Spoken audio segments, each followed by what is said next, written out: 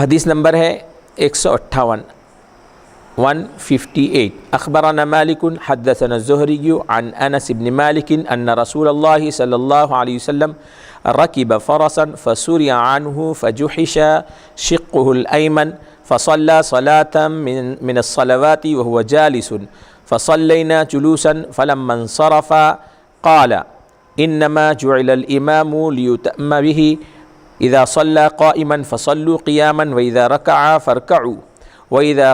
قال سمع الله لمن حمد فقولوا ربنا ولك الحمد وان صلى قاعدا فصلوا قعودا اجمعین۔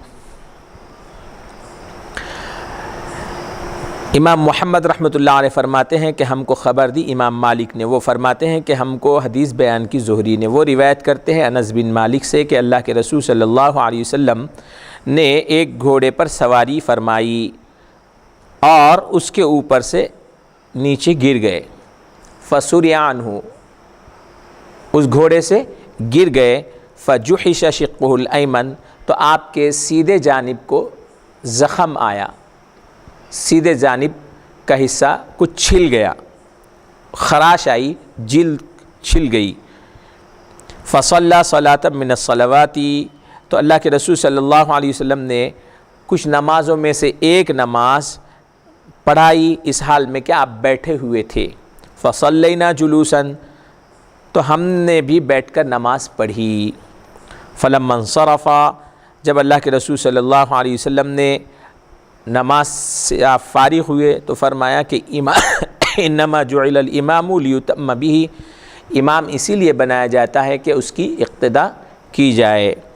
جب وہ کھڑے رہ کر نماز پڑھے تو تم بھی کھڑے رہ کر نماز پڑھو، اور جب وہ رکوع کرے تو تم بھی رکوع کرو، اور جب وہ سمیع اللہ لمن حمدہ کہے تو تم ربنا ولک الحمد کہو، اور اگر وہ بیٹھ کر پڑھے تو تم تمام بھی بیٹھ کر پڑھو۔ تو یہ ایک مسئلہ ہے جو علماء کے درمیان میں مختلفی ہے کہ اصل واقعہ تو یہ ہوا تھا اس میں کہ اللہ کے رسول صلی اللہ علیہ وسلم ایک گھوڑے پر سواری فرما رہے تھے، تو اس گھوڑے سے آپ گر گئے ایک کھجور کے درخت کے تنے کے اوپر، جس کی وجہ سے آپ کے سیدھے جانب زخم آیا، خراشیں آئیں، بعض روایتوں میں ہے کہ آپ کی ہڈی موچ بھی کھا گئی۔ تو اللہ کے رسول صلی اللہ علیہ وسلم نے اس وقت جو نماز پڑھائی، بعض روایتوں میں ظہر یا عصر کا تذکرہ ہے، تو وہ اللہ کے رسول صلی اللہ علیہ وسلم نے ادا کی۔ تو چونکہ زخمی تھے، مار لگا ہوا تھا اور ہڈی سرک گئی تھی، تو اس لیے اللہ کے رسول صلی اللہ علیہ وسلم کھڑے رہ کر نماز ادا نہیں کر سکے، بلکہ آپ نے بیٹھ کر نماز پڑھائی۔ تو صحابہ اکرام جو پیچھے نماز پڑھ رہے تھے انہوں نے بھی بیٹھ کر نماز ادا کی۔ اور ایک روایت اس طرح سے بھی ہے کہ صحابہ پیچھے کھڑے رہ کر نماز ادا کر رہے تھے۔ اللہ کے رسول صلی اللہ علیہ وسلم کو تو عذر تھا کہ آپ کو مار لگنے کی وجہ سے آپ بیٹھ کر نماز پڑھا رہے تھے، اور پیچھے جو حضرات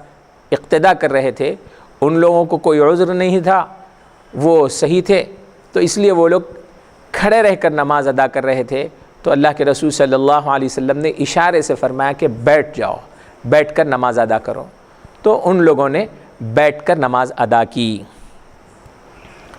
تو اس لیے روایتوں میں یہ روایت دو طرح سے آئی ہے